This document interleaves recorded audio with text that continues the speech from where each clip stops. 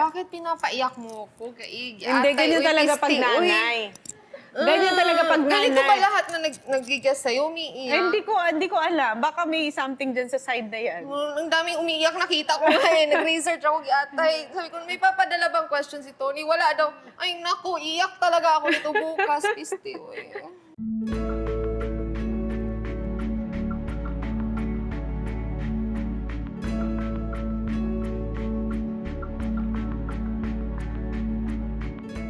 Ay, alam nyo, babalik lang tayo sa circa 2014. Kung naalala nyo yung Oh my best God. friend ko na pagod ng umire at magpakatanga sa lalaki. Siya yun, si Wella. Sa aming pelikula, Starting Over Again, Beauty Wow, Gonzalez nice. Crisologo. Thank you. Dahil yung role mo doon, talagang scene stealer din. Oh, wow. But Ikaw, hindi ko naman Isa. magagawa yun if without you. Yes, Siyempre. pero parang after nun, di ba, everything went well na for you, career-wise. Yeah.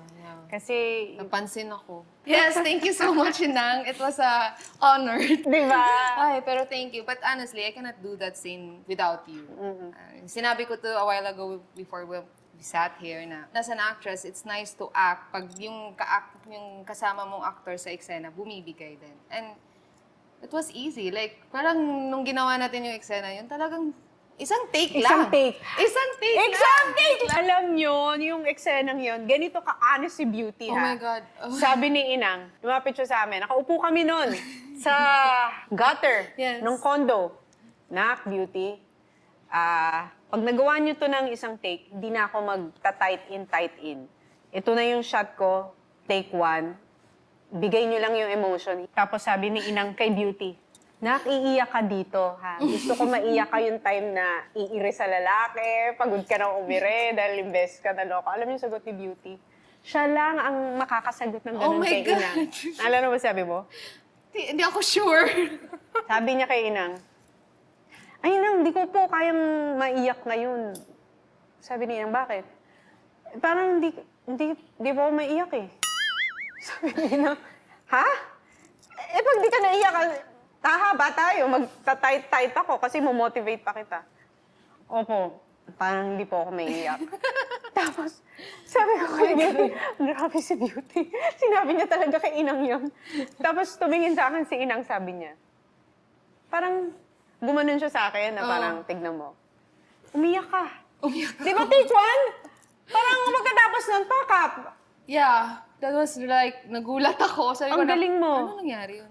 Because nga, bumibigay ka rin. And nag-gets ko na yung eksena, pagkaupo ko doon. Sabi ko na, okay, alright, I can feel this now. I felt it now. And then nung nag-take na di ba, mag-rehearsal pa, nung nag-take na tayo, sabi ko na, okay, alright. I don't know, it just happens, you know? When it Bigla na happens, lang it siyang happens. umiyak.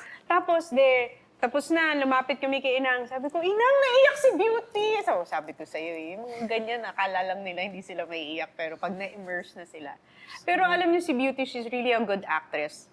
Di ba, yung puso mo laging Very honest. Oo, you're very open. I'm very open. Like, yeah, well, kung ano yung nafe-feel ko, I really say it in a nice way as possible all the time. For me, kasi it's better that way. Kasi as an actress, you have to be sincere. You have to be honest about yourself and your character so that you can also deliver and makikita din ng tao na sincere ka. Si Beauty, lumaki sa Dumaguete. Di ba? Dumaguete princess. Hindi naman princess, ang daming princess Hoy, mo na mas princess mayaman ka. sa akin. Princess si Beauty dahil may hasyenda sila. Hindi. Si Beauty ay lumaking prinsesa sa kanila. Well, yeah, thanks, Diba? thanks to my parents. That's your story sa PBB. Yeah. And accidental lang yung, actually hindi accidental, hindi ka talaga sasali ng PBB. Hindi talaga ako sasali. Well, thanks to my parents, I had a good life. More than enough that I could want in my life. And yeah, hindi ko gustong sumali ng PBB because what am I gonna do in Manila? I don't have any friends here. I don't even know anyone. And hindi pa ako nakasakay ng eroplano. So parang, bakit parang ang daming, yung bata ka pa, parang, yung ganon. So, pinilit niya talaga. And sabi niya, sige mag-PBB ka. Sabi ko, ano ba yan? Sabi niya, may audition dyan, malapit sa bahay. Sabi ko, ayokong pumila, bahala ka. Ang pumila sa kanya, Yaya. Talagang ka naman. Yeah. Kasi ayoko man sumali. Oo. I mean, I was very honest about it. And then, nung ako na, di syempre, ako nang pumunta doon, kinuha ko yung sticker. Anong tanong sa'yo? Bakit mo gusto sumali? Sabi ko, mami ko, gusto sumali. Bakit? ayaw niya ako mag-asawa ng cheap dito. Oo, tapos sabi niya, okay. Sabi niya, so ayaw mo talaga nandito? Ko, yeah, I mean, may talent ka ba? Wala. Tapos sabi, talaga ba wala? Ay, meron. Marunong ako mag-baton twirl. Sabi mo? Oo, so nag-baton twirl ako doon. Sabi ko, yun lang ang kaya ko. Meron ba sino nag-interview Si sa'yo? Direk Lauren. Yeah, si Lauren. Hindi ka na nervous noon? Kaharap mo, Hindi Direk ko siya Lauren. kilala eh. Oh, tingnan mo. Ano ba dream mo nung bata ka? I told my mom when I was young, I don't want to go to college. I want to have my own cemetery. Cemetery. Yeah, Bakit because... naman cemetery? Hindi, I mean like, Bakit cemetery? di kasi meron kasi kami lupa doon na likod nun may public cemetery. And then I wanted to have my own private na maganda, but syempre, I mean, kaya din, affordable din. And, I want to design a nice cementerio. I find it so nice and gothic and beautiful eh. And I wanted to design a nice kabaong. Let's say if you're LGBT, I'm gonna make you a rainbow kabaong. I don't know if trip mo. Yeah. Yun ang feel mo nung bata ka. Yeah, and my mom, Imagine mo yan. Yun ang dream ni Beauty. Magkaroon ng cementerio. Sa ganda niyang yan. hindi naman problema. Magko-curate ka ng cemetery. So, yun ang dream mo. Nakaharap mo si Direk Lauren, sabi mo, ayaw mo mag-artista, ayaw mo maging housemate. Nagulat ka nung nakapasa ka. Yeah, nagulat ako. Tapos, nakapasok ako. Sabi ko, oh my God, so what am I gonna do now? And then, pumasok din yung nanay ko. Sabi ko, patay, ano ba to? Kasama kaming dalawa dito. Kasama si mama nun, di ba? May parents din. Sabi ko na, hindi pa kami okay ng mami ko noon. Sabi ko, away talaga kami nito. Makikita na talaga ng buong mundo kung paano kami mag-aaway. Buti na lang hindi kami nag-away sa loob ng bongga. Nakapasok ako and then I enjoyed at first. And then after a while, nagtataka ako na nobody nominated me. And then ending, Fourth yun. placer. Pero after mo mag-PBB, hindi mo ginusto mag-artista pa, di ba? Hindi pa. Kasi hindi ko talaga nagigets yung sistema. Yung trabaho natin, yung working hours. I never had a workshop. Diretso ako, sinalang na ako, first show ko with my idol pa. Sino? Nung bata kasi ako, yung mga yaya namin, laging nanonood ng Claudine Barreto shows. So lahat mula sa puso, saan ka man naroroon. So pinapanood ko yung lahat yun. Yun yung first show ko sa ABS. With Claudine? With Claudine. Then starstruck ka. Oo. Tapos nung sinabi yan, umiyak ako, ha? Yung mukha ko nakatingin kay Claudine, tapos pakaiyakin mo ako. Kaya ka? Hindi, kasi nakita ko kasi, ayoko ng pangalanan, na pag binibigay yung headset sa artista, naririnig ko na napapagalitan.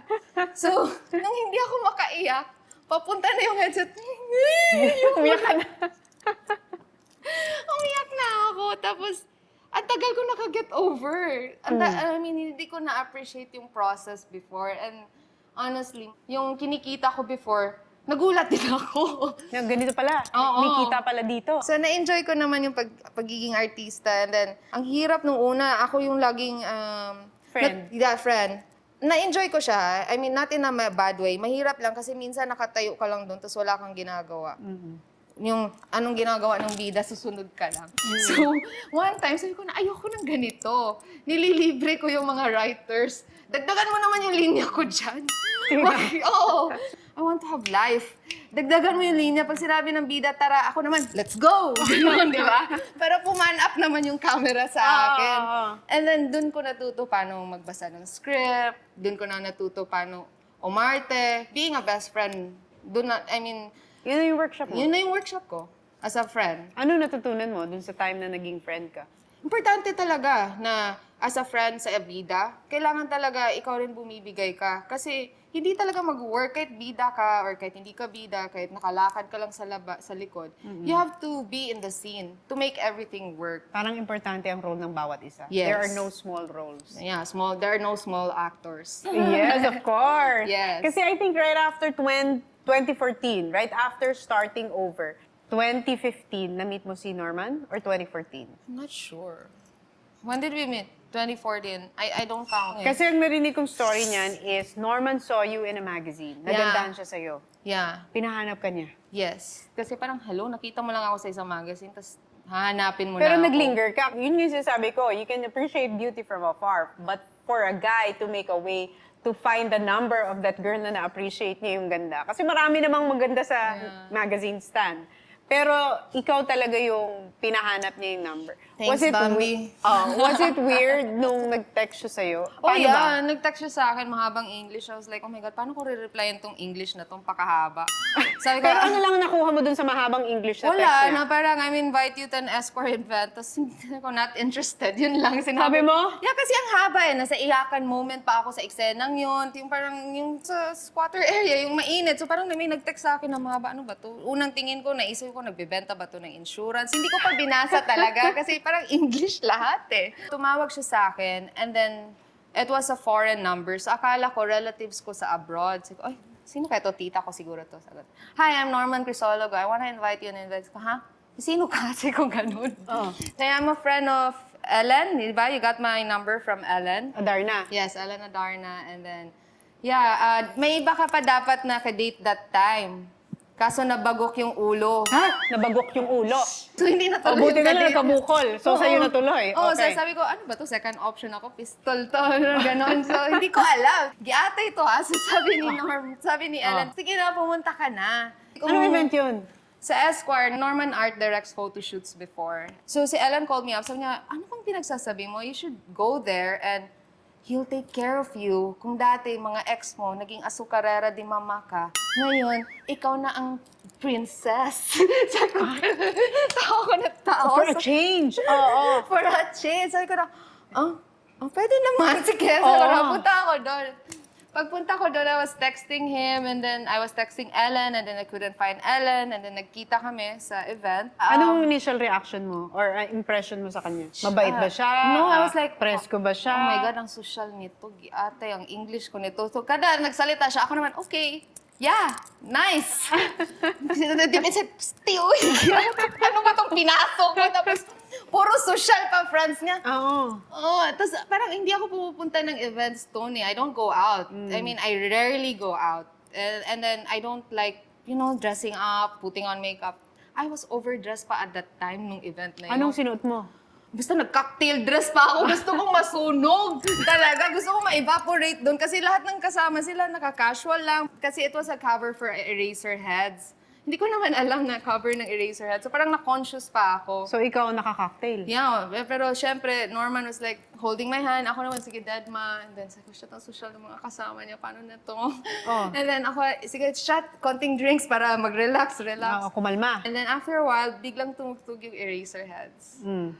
The first song na tinugtog nila was Magazine.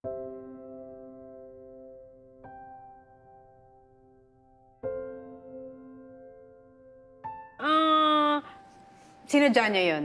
No. Sinadya niya yun! Sumagot ka! Sinadya mo ba yun? Oh, I feel like sinadya niya yun. Nakita I was like, kita. Isa-isang magazine. Oh. Noong una, ayoko pang yumakap. Yumakap ako. Kasi nakakatawa. Kasi natouch It's like a movie. And then Eraserheads for me are like the Beatles of the Philippines. Like, Oo. sobrang galing nila, di ba? Growing up, I mean... 90s. Yeah, so talaga kasi ko, oh my God. I wanna make things Ang right. galing, ang swabe, ang ganda nun. Ang swabe nun, pang pelikula yon. Nakita kita sa isang magazine. Yeah, payakap talaga ako bigla. Sabi ko na parang, I wanna make things right. So, I told them I have to leave. Pagdating ng alas 12, umalis ako. Iba naman ang atake nito, as Cinderella naman Yes. to. Okay. Ah, Pumayag tas- siya. Na-shock Hindi, siya. hinabol pa niya ako. Tapos sabi niya, As usap mo na. Cinderella talaga, Yeah, hinabol usap ka. muna tayo sa hallway, sa labas ng room niya. Kasi ang ingay na ng room niya eh. Nung nag-usap kami sa hallway, and then sabi niya, why are you leaving? Sabi ko, I have a work, I have a life. Pero deep inside, I wanted to stay. But I really wanted to make things right in my life. Parang if I want this guy, I wanna do it the right way. If he wants me, he will still look for me and make ways to find me. So, umalis ako. Buti na lang nakita niya yung paa ko. Yan yung sinasabi niya sa akin. And in love daw siya lalo nung nakita niya yung paa ko. Cinderella ka talaga. Kasi tinanggal ko na yung heels ako. Nagsisi talaga ako. Talon-talon ako kasi Eraserheads, di ba? Sugat-sugatan yung paa ko sa heels. So, So, nakita niya yung paa mo, Oo, na-in-love nakita. siya lalo. I know it's mababaw, but I find it so cute and funny. And so It's I the left. small things. Yeah. It's the small things that matter. So I left. And then, yeah, hindi pa ako makatulog. Kasi? Siyempre, iniisip ko na, sige atay, tama ba itong ginagawa ko? Umalis ako. Ang dami pa namang models doon nagpapakute sa kanya. Paano na to? Sabi ko ganun. I mean, he's like such a nice guy pa naman. Eh, biglang tumawag ng bandang 2:00. Ay, hinahanap ako.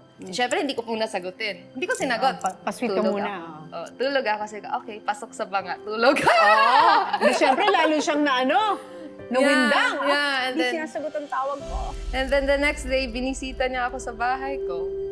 Ayan and then, na. Yeah, and then, ayan na, pinakilala na niya ako sa family niya, sa mga kids niya, sa mom niya. Ganun kabilis na kagad yun, pinakilala ganun ang ka na. kabilis. And then, he left for Europe. And then sabi ko na, okay, alright, 1 week lang tayo nagkakilala. Let's see kung anong mangyayari nito. Ay, Diyos ko, day. Nagpadala ng letter sa email, ang English. Ang parang context na nakuha mo dun sa letter is, parang ang pinakamensahe niya is, Yeah, na he loves me and he wants to Mahal ka pursue na niya. me. Yeah, parang ganun. So it happened for a month and then we met up in Paris and then lumipad na yung panty ko sa Eiffel Tower and then that's it. So, that's the story. Wait. Paano ka muna nakarating ng Paris? Ano yung nagtulak sa'yo na, sige, pupunta akong Paris? At that time, parang it really felt good. Wala akong iniisip na something bad will happen to me and I felt like that this guy is nice and it's very masipag, sending me letters, photos, with his friends, sila Jigger, kung saan sila doon. And I mean, nakita ko yung honest niya and sincerity niya. And then, sabi ko, pero tinatakot ako ng mga friends. Nanood ako ng maraming Taken na movie. Ano ba yan? Parang mali naman yun. Kasi, syempre, first time ko mag-abroad eh. Natakot ako eh. Ako lang mag-isa pang aalis. So anong feeling mo nung nasa airplane ka? Papunta ka, you're about to meet this guy, na he said he loves you. Well, then you said, kinakabahan ako kasi pagdating ko doon, kasi first time mo itong ginawa sa buhay mo. Yeah, first time ko umalis mag-isa. First time ko pupunta sa ibang bansa to this guy. At 24, 25 years old, di ba? Oh my God, sana si Olivia hindi ganun. Napaisip ako bigla. Sinundan yung guy, okay. Pero yun naman kasi ang love story mo. Yeah, and okay. then, parang it just felt so right and I felt so safe. And I met his family na eh. I met his kids. I So mean, what was that like when you saw him in Paris? Wala na, in love na. in love na ako and hindi na ako nakauwi sa amin. So from then on, lagi na kayo magkasama. Lagi na kami magkasama. And then, hindi na, tuloy-tuloy na talaga. And my career really blossomed Yeah. when I met Norman. Nax. Hindi, kasi My parang- life totally changed. In what way? A lot. The way I think about things, the way I carry myself. Oh, Hindi, nakahihiya. nagiging emotional ka. Oo. Kasi, You know, I'm always emotional. emotional ka talaga. Oo. Emotional talaga ako. Yeah. Kasi he changed you like for the better. Yeah. Like he revealed the true beauty in you. Yeah. And he totally knows me. He can... Like, why are you getting emotional when you talk about him? Because, you know, it's really unbelievable sometimes. Yung love story niyo? Yeah, I really get emotional about Norman kasi, I mean, I'm really lucky in all aspects. Like, naging maayos yung relationship ko with my mom. And I think I'm a better person because of him. I'm a better mom. And, you know, Yung mami mo hindi siya gusto nung una, di ba? Siyempre, yung edad ni Norman, nagulat mami ko. Sabi niya, oh my God, beauty, ano yan? Pag nagkasakit yan, ikaw ni Yaya? Gaganon siya. Oo, ganon. Like, ano, ikaw yung kirida? Ano ba, may asawa na yan? Siya, ang dami niyang tanong, siyempre, natakot siya nung una. My mom got nuts eh, kasi when I come back from Paris, hindi na ako umuwi sa amin. Sa bahay ko sa Magkinawa. Iniwan ko yung bahay na binigay niya sa akin. Sumama na ako kay Norman. Oh. And then, sumugod siya sa inyo. Oo. Nagalit. Hindi, tulog-tulugan talaga ako. Ayoko magising. Kahit anong gising niya ni Norman sa akin, ayoko talaga magising. Hindi talaga ako Pero guys, gumising. mami mo. Oo, nandun sa labas ng sala niya. Babes, nandyan yung mami mo. So paano natapos? Paano umuwi mami mo? Tulog Sila ka lang? nag-usap. Hindi, natulog lang ako. Bala kayo. Sila nag-usap dalawa. Anong sinabi mo kay mama? I told her, sabi niya, dami daw problema si kids. Sabi ko, I'm not part of the problem, I'm the solution. Magaling talagang sumagot. I'm not part of the problem. I am the solution. Magaling talaga siya. Magaling talaga siya. Honestly. Sobra. I'm so lucky. Parang he can handle you. Yeah, all of us. Oo, di ba? Even my mom, there was a time nagsigawan kami sa farm. Norman, I understand you. I understand you. I both understand you. But it's time that we both go. Di ba? Ang social pa ng English. Kalmado lang siya lagi. English ka. dadaanan mo ako sa English. Kaya ang mga mami ganyan eh. Huwag mong kalimutan, isa lang yung nanay. Pero yung asawa na papalitan sa Oh my gosh! Dialogue yun ng mami ko din, sa daddy ko. Oo. Ang magulang isa lang yan, Yan. pero ang asawa na papalitan. Oo. Tawa ako ng tawa sa kanya. Nung tumawa Bakit ganyan ako, kayong mga boomer? Isa lang yung dialogue nyo. Kanino yung nakuha yan? Paano nabago yung relationship nyo with Olivia King? Oh my God, Norman is the best husband talaga. Hindi ako na-pressure as a mom, being a wife. Na-depress ako noon eh. Kasi syempre, oh my God, iyakin talaga ako. Paakyat na yung career ko and then I got pregnant. Parang feeling mo, naudlot, mauudlot. Yeah, because I'm always been the best friend and now that I'm here, maudlot. Oo. So sabi ko, oh my God. And then, hindi pa ako makapaniwala, buntis ako noon. Oo. 5 pregnancy binili ko. Isa-isang pung, pung, pung, pung, pung. Paano yun? Nagmura talaga ako. Oo. Paano yung career ko? Paano career ko? Paano ko sasabihin, mami ko, yung ganun. And then Norman really made me feel like it's okay. You know, everything will be okay. I'll always be here for you. Let's tell them about it. And you know, everything will be okay. Just don't worry about it. Don't think about it too much. Everybody loves you. And you're good at what you're doing. And, you know, you can come back. The best thing he did for me is like, nagbakasyon kami. Yeah, tsaka nilayo niya ako dito kasi nadidepress ako dito eh. Nakaka-depress. Nakaka-depress yung mga usap ng mga tao. Judgment. Yeah. Oo. Mga opinion. Yeah, nakaka-depress, diba? So, that was the best gift. Nandun ako, naglalakad. Buntis, okay. Happy Oo ako. nga. So, you were 25 when you first had your child.